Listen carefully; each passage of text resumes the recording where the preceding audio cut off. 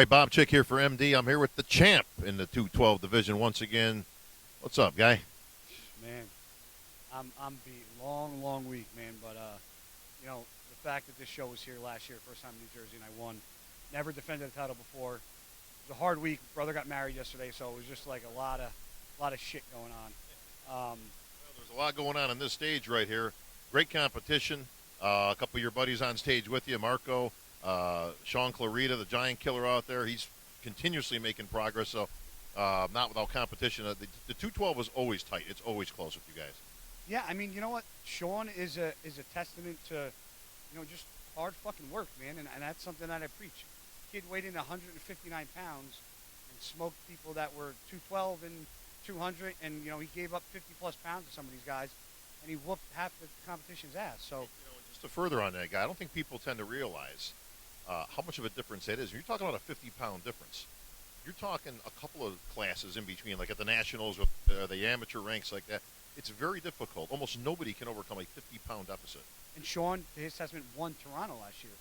So, all these guys that are like, oh, it can't be done, or they turn pro at a bantamweight or a lightweight, and they think, that they'll never get somewhere in the 212. I mean, I turned pro at 176 pounds.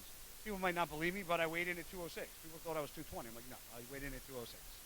Another guy by the name of Dexter Jackson started off as a bantamweight, and he seemed to do pretty good for himself. Obviously, our winner in the overall here today, but this is your day to shine, my friend. You've had a hell of a year so far. Yeah, I mean, last year I won the show with Juan. This year I won the show with Dexter, and that's somebody who, when I was growing up, I read in the MD magazines and saw him on covers of magazines. Somebody I looked up to. I bust his balls. I call him Benjamin Button because he literally gets better as you get older. So, just to have a moment like that, I won a show with Dexter. I won a show at Branch a couple years ago. Like guys that I just looked up to since I was a kid it's kind of very humbling for me. You and I talked at the beginning of the year, so I knew you were going to do a whole bunch of shows. Now that we're into May, and obviously you got another victory under your belt, you qualified numerous times this year, of course, for the Olympia.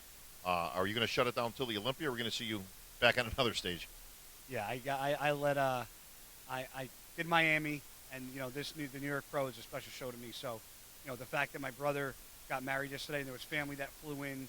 I even called Steve and said, what do you think? It might be like a little iffy for me. And he was like, I think you can do it. And I talked to my parents, and my parents were like, you know what? If you're going to do it, do it. So yesterday was a little crazy with the tux changing his shirts because I was bleeding through my shirts with all the Protan. I came here in between the church and reception, had Chris Aceto look at me, put my tux back on, ran back over to the reception, gave my best man speech. They cut the cake, and I left.